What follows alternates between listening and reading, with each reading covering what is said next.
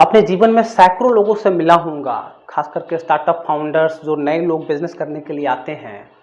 और उनसे मैंने हज़ारों बार यह सुना होगा कि भाई साहब मेरे पास एक सुपर बिजनेस आइडिया है। मतलब एक ऐसा आइडिया है कि अगर वह मार्केट में आ गया तो दुनिया बदल जाएगी और मैं रातों रात करोड़पति पति बन जाऊँगा। बिजनेस मेरा दूसरा फ्लिपकार्ट बन सकता है, दूसरा अमेजॉन बन सकता है, दूसरा पेटीएम बन सकता है। आप बस मुझे केवल इतना बता दो कि इस आइडिया को प्रोटेक्ट कैसे करें। कुछ ऐसा कर दो कि यह मेरा जो बिजनेस आइडिया है यह कोई चोरी नहीं कर पाए, दूसरा कोई कॉपी नहीं कर पाए, और मैं जो करना चाहता हूं दूसरा कोई नहीं कर पाए। अगर आपके मन में भी ऐसा कुछ सवाल है, आपके मन में भी कोई सुपर बिजनेस आइडिया है जिसको कि आप प्रोटेक्ट करना चाहते हैं, तो आपको यह वीडियो पूरा देखना चाहिए, क्योंकि आज इस पहेली को हम लोग अनलॉक करेंगे इस वीडियो में। नमस्कार, मेरा नाम प्रशांत कुमार है और प्रथम लीगल के यूट्यूब चैनल में मैं आपका बहुत बहुत स्वागत करता हूं। आइडिया वाली बात पे लौटते हैं कि आइडिया को प्रोटेक्ट कैसे कर सकते हैं, क्या तरीका है, कर भी सकते हैं या नहीं कर सकते हैं। अपने देश ही नहीं, मैं भारत की बात छोड़ दीजिए, जो दुनिया की दूसरी जितनी भी कंट्रीज हैं, दुनिया का कोई ऐसा देश नहीं है जहां पे इस तरह का कोई कानून हो जिस कानून के तहत किसी बिजनेस आइडिया को जो आपके दिमाग में है उसको प्रोटेक्ट किया जा सके।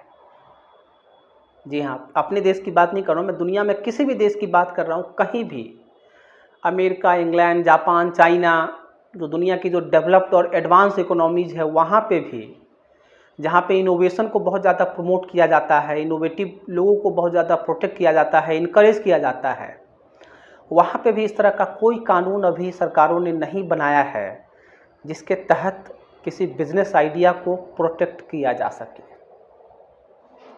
कुछ उदाहरण देता हूँ आपको। अगर बिजनेस आइडियाज़ को प्रोटेक्ट किया जा सकता तो आज ई कॉमर्स में हमें फ्लिपकार्ट, स्नैपडील, इस तरह की कंपनियां, मिंत्रा, जबोंग, इस तरह की कंपनियां नहीं देखने को मिलती, क्योंकि हम सब जानते हैं कि ई कॉमर्स का सबसे पहले जो इन्वेंशन है वह अमेजॉन ने, जेफ बेजोस साहब ने किया था। फ्लिपकार्ट और स्नैपडील और जबोंग और मिंत्रा से करीब 20 साल पहले, 1996 और 1997 के टाइम में, या उससे भी पहले शायद। उसी तरीके से जो अगर पेटीएम की बात करें तो पेटीएम के जो दूसरे कॉम्पिटिंग बिजनेसेस हैं, फ्रीचार्ज था और भी कई सारे हैं, जो ऑनलाइन वॉलेट वाला जो कॉन्सेप्ट है वह पेटीएम का ही रहता। दूसरा कोई अपने देश में नहीं आ पाता, क्योंकि पेटीएम वाले तो इसको प्रोटेक्ट कर लेते हैं ना कि भाई ये ऑनलाइन वॉलेट वाला बिजनेस आइडिया उनका है, विजय शेखर शर्मा जी का है, और दूसरा कोई व्यक्ति ऑनलाइन या मोबाइल वॉलेट का बिजनेस स्टार्ट नहीं कर सकता। तो सिंपल सी बात यह है, मैं आपको वीडियो के शुरू में ही बता देता हूँ ताकि आपको ज़्यादा लंबा इंतज़ार न करना पड़े, कि बिजनेस आइडिया को प्रोटेक्ट नहीं किया जा सकता। वैसा कुछ भी जो कि आपके दिमाग में है उसके लिए कोई प्रोटेक्शन अवेलेबल नहीं है। ना आप इसका पेटेंट करा सकते हैं, ना तो ट्रेडमार्क करा सकते हैं, ना तो कॉपीराइट करा सकते हैं, ना तो डिज़ाइन रजिस्ट्रेशन में करा सकते हैं। मतलब कोई भी ऐसा इंटेलेक्चुअल प्रॉपर्टी का कानून अपने देश में, साथ ही साथ दुनिया के किसी भी देश में नहीं बनाया गया है जिस कानून में किसी भी तरह का रजिस्ट्रेशन लेकर के आपके दिमाग में जो बिजनेस आइडिया है जो कि दुनिया बदलने वाला है उसको आप प्रोटेक्ट कर सकें। एक बात और, कि बिजनेस आइडियाज़ का बिजनेस के एक्सपेंशन में रोल केवल 1% या उससे भी कम होता है। अगर बिजनेस आइडियाज़ का बिजनेस में अगर रोल होता तो फ्लिपकार्ट आज बहुत सक्सेसफुल कंपनी है ई कॉमर्स के फील्ड में, लेकिन स्नैपडील फ्लिपकार्ट की तरह सक्सेसफुल नहीं है। पेटीएम आज भारत की सबसे बड़ी मोबाइल वॉलेट कंपनी है, लेकिन उसी के अगर विपरीत अगर आप बात करें तो फ्रीचार्ज देखिए कहाँ है, और दूसरे जो वॉलेट हैं कहीं पेटीएम के आसपास भी नहीं टिकते हैं। ओयो रूम्स की बात कर लें तो ओयो रूम्स कितना सक्सेसफुल है, लेकिन जो दूसरे जो सिमिलर स्पेस में जो बिजनेसेस काम कर रहे हैं, जो दूसरे स्टार्टअप्स आए, वह उतने सक्सेसफुल नहीं हुए। शायद हम लोग नाम भी नहीं जानते कई सारे स्टार्टअप्स का जो कि ओयो रूम वाले स्पेस में ही काम करता हो। तो इन सब उदाहरणों का एक ही मतलब निकलता है कि बिजनेस आइडिया का बिजनेस के एक्सपेंशन में रोल 1% या उससे भी कम है। जो मैटर करता है बिजनेस में, स्टार्टअप में, वह करता है कि आप अपने बिजनेस आइडिया को एग्जीक्यूट कितना सही और कितनी जल्दी कर पाते हैं। एग्जीक्यूशन इंपॉर्टेंट है, बिजनेस आइडिया इंपॉर्टेंट नहीं है। बिजनेस आइडियाज तो आपके पास हो सकता है, मेरे पास हो सकता है और हमारे जैसे करोड़ों लोगों के पास हो सकता है।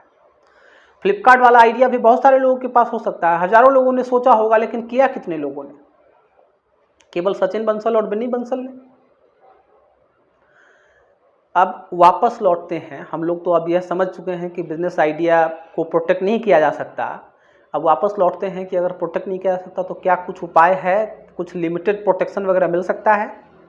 जी हाँ, लिमिटेड प्रोटेक्शन आपको मिल सकता है, लेकिन वह आइडिया का नहीं मिल सकता है, आपका जो प्रोसेस है उसका मिल सकता है। मतलब जो फाइनल प्रोडक्ट आपने बनाया है उसका मिल सकता है, उस प्रोडक्ट को बनाने में जो प्रोसेस जो इन्वॉल्व हुआ है उसका मिल सकता है, आइडिया का प्रोटेक्शन आपको नहीं मिल सकता। जैसे आपने कोई लैपटॉप बनाया, अब आप चाहते हैं कि लैपटॉप को पेटेंट करा लें, तो लैपटॉप का पेटेंट नहीं होगा क्योंकि वह फाइनल प्रोडक्ट है। लैपटॉप आपने बनाया, मैं भी बना सकता हूं, कोई तीसरा व्यक्ति बना सकता है। प्रोटेक्शन आपको मिल सकता है कि आपने जिस प्रोसेस को फॉलो करके लैपटॉप बनाया है उस प्रोसेस का प्रोटेक्शन आपको मिल सकता है। अगर आप उस प्रोसेस का पेटेंट करा लेते हैं इंडियन पेटेंट रजिस्ट्रेशन एक्ट 1970 में, तो जिस प्रोसेस को फॉलो करके आपने वह लैपटॉप इन्वेंट किया है, जो आपने बनाया है, उस प्रोसेस को फॉलो करके दूसरा कोई आदमी नहीं बना सकता उसको। लैपटॉप मैं भी बना सकता हूं, दूसरा कोई व्यक्ति भी बना सकता है, लेकिन आपने जो प्रोसेस फॉलो किया है उस प्रोसेस को मैं फॉलो नहीं कर सकता, कोई तीसरा व्यक्ति फॉलो नहीं कर सकता, वो उसका अपना एक सेपरेट प्रोसेस होगा। उसी तरीके से जो फार्मास्यूटिकल कंपनी जो दवाइयां बनाती हैं, तो दवाइयों का जो फाइनल प्रोडक्ट है उसका पेटेंट नहीं होता, लेकिन जो दवाइयां बनाने का जो प्रोसेस होता है कि आपने क्या क्या कॉम्पोजिशन डाला, कितना डाला, उसका पेटेंट कराया जाता है। अब जैसे कोविड की आजकल वैक्सीन बहुत ही चर्चा में है क्योंकि कोविड का माहौल है, तो कोविड की वैक्सीन का पेटेंट नहीं हो सकता। कोविशील्ड या फिर जो फाइजर की वैक्सीन है, एस्ट्राजेनेका की वैक्सीन है, वो अपने फाइनल प्रोडक्ट का पेटेंट नहीं करा सकती। अगर मैं कोविड की वैक्सीन बना सकता हूं तो मैं भी बना सकता हूं, मुझे कोई नहीं रोकेगा। और उसके लिए अगर मैं बनाता हूं तो मैं जो साइरस पूनावाला की जो कंपनी है या फिर जो फाइजर है या एस्ट्राजेनेका वगैरह है या कोविशील्ड या भारत बायोटेक वगैरह है, इनका कोई पेटेंट का राइट मेरे ऊपर या क्लेम नहीं आ सकता।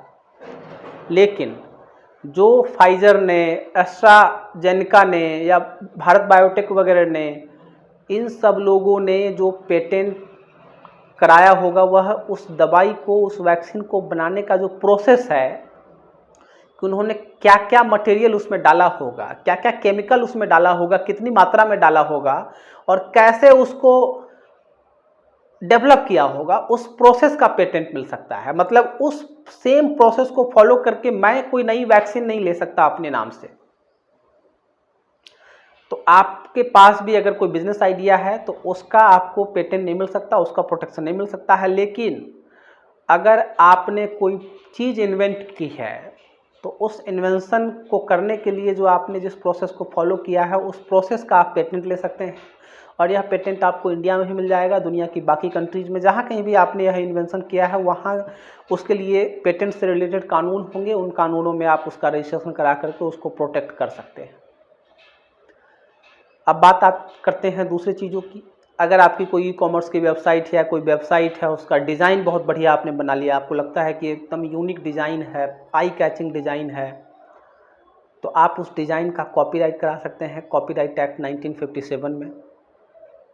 आपने कोई सॉफ्टवेयर बनाया है, उसका डिज़ाइन आपको बढ़िया लगता है तो डिज़ाइन आप कॉपीराइट एक्ट 1957 में डिज़ाइन कॉपीराइट करा सकते हैं। और जो सॉफ्टवेयर कोड्स आपने लिखे हैं, जो प्रोग्रामिंग आपने की है, उस प्रोग्रामिंग का, उस सॉफ्टवेयर कोड का भी आप कॉपीराइट ले सकते हैं कॉपीराइट एक्ट 1957 में, ताकि आपने जो कोड लिखा है वह कोड दूसरा कोई व्यक्ति बिना आपकी इजाज़त के इस्तेमाल न कर पाए। फिर आपने अपने बिजनेस का जो नाम रखा है, आपने अपने प्रोडक्ट का जो नाम रखा है, वह नाम आपको बहुत बढ़िया लगता है, बहुत सुंदर लगता है कि नाम में कुछ दम है, आप उस नाम का ट्रेडमार्क करा सकते हैं। आपका लोगो बहुत बढ़िया है, आप उस लोगो का ट्रेडमार्क करा सकते हैं, लोगो का कॉपीराइट भी होता है। कलर कॉम्बिनेशन वगैरह जो आपने यूज़ किया है, जो डिज़ाइन आपने यूज़ किया है, उन सब चीज़ों का आप कॉपीराइट करा सकते हैं। फिर आपका जो प्रोडक्ट है, उसका जो फाइनल प्रोडक्ट है, उसका कुछ डिज़ाइन ऐसा है कि यूनिक लग रहा है आपको। मैं कुछ एग्जांपल देता हूँ आपको। आप देखेंगे कि पानी की बोतल जो आती हैं डब्बे वाली, उसमें बिस्लेरी के बोतल का डिज़ाइन कुछ और होता है, किनले के बोतल का डिज़ाइन कुछ और होता है। तो अलग अलग प्रोडक्ट्स का अलग अलग डिज़ाइन होता है। तो जो डिज़ाइन आपने, जो पैकेज जो आपने बनाया है, उसका अगर कुछ यूनिक डिज़ाइन है और आप चाहते हैं कि इस सेम डिज़ाइन से दूसरा कोई कंपीटिंग प्रोडक्ट मार्केट में नहीं आ पाए, तो आप उस डिज़ाइन का डिज़ाइन रजिस्ट्रेशन एक्ट 2008 में रजिस्टर करा करके उसको प्रोटेक्ट कर सकते हैं। तो आप इसको कंक्लूड करते हैं, आप अपने जो आपका जो प्रोसेस है, जो बिजनेस प्रोसेस भी है अगर, तो आप उसको पेटेंट करा सकते हैं। सॉफ्टवेयर कोड्स है, वेबसाइट का यूनिक डिज़ाइन है, उसको आप कॉपीराइट करा सकते हैं। नाम, आपके प्रोडक्ट का नाम, आपके बिजनेस का नाम, या आपका लोगो, कलर कॉम्बिनेशन वगैरह जो आपने लोगो में इस्तेमाल किया है, उसका आप ट्रेडमार्क करा सकते हैं। और जो आपके फाइनल प्रोडक्ट का जो पैकेजिंग है, उस पैकेजिंग को, या फाइनल प्रोडक्ट का जो डिज़ाइन है, जैसे आप देखेंगे कि मोबाइल फ़ोन्स में आईफोन का डिज़ाइन कुछ और रहता है, बाकी फ़ोन्स का डिज़ाइन कुछ और रहता है, तो आपको लगता है कि ये डिज़ाइन हमारा कोई कॉपी न कर पाए, तो उसके लिए भी आप डिज़ाइन रजिस्ट्रेशन एक्ट 2008 में आप प्रोटेक्शन अपने लिए ढूंढ सकते हैं। लेकिन बिजनेस आइडिया का प्रोटेक्शन आपको नहीं मिल सकता, दुनिया में किसी भी कंट्री में नहीं मिल सकता, किसी को नहीं मिला है आज तक। अगर बिजनेस आइडियाज़ का प्रोटेक्शन मिल सकता तो उस दुनिया में कंपीटिंग बिजनेस कभी स्टार्ट ही नहीं हो पाते। मतलब एक आदमी जिसने सबसे पहली बार उस प्रोडक्ट को या उस सर्विस को शुरू किया, वह सबसे पहले जाकर के अपने उस बिजनेस आइडिया को प्रोटेक्ट कराएगा, ताकि दूसरा कोई व्यक्ति सेम प्रोडक्ट या सेम सर्विस में डील ही नहीं कर पाए। अगर ऐसा कुछ होगा तो आप इमेजिन कीजिए कि कंपटीशन तो हो ही नहीं पाएगा ना दुनिया में। बिजनेस में कभी कोई कंपटीशन होगा नहीं, और बिजनेस में लोगों का प्रभाव इतना हो जाएगा, उसका अकेले का कंट्रोल इतना हो जाएगा कि उसको बीट करना बहुत मुश्किल हो जाएगा, संभव नहीं होगा। तो कंज्यूमर्स के लिए उसका बहुत बुरा प्रभाव पड़ेगा। मैं उम्मीद करता हूं कि आपको यह वीडियो आज का इन्फॉर्मेटिव लगा होगा, और आपके मन में भी अगर ऐसा कुछ सवाल लगता है कि बिजनेस आइडिया को कैसे प्रोटेक्ट किया जाए, तो आज का यह वीडियो देखने के बाद आपके मन का वह कन्फ्यूजन दूर हो गया होगा।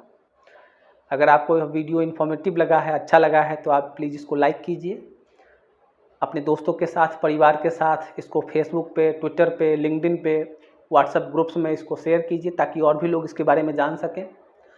और अब तक अगर आपने मेरे चैनल को सब्सक्राइब नहीं किया है, तो आप प्लीज़ इसको सब्सक्राइब कर दीजिए। सब्सक्राइब का बटन नीचे है, और ठीक उसके बगल में नोटिफिकेशन का भी बटन है, उसको भी प्रेस कर दीजिए, ताकि आपको आने वाली वीडियोज़ का नोटिफिकेशन पहले ही मिल सके, और आप इस तरह की और भी इन्फॉर्मेटिव वीडियोज़ देख पाएँ, जो कि मैं अपने चैनल पे बराबर लाता रहता हूँ। आज के लिए इतना ही। नमस्कार, बहुत बहुत धन्यवाद आपका।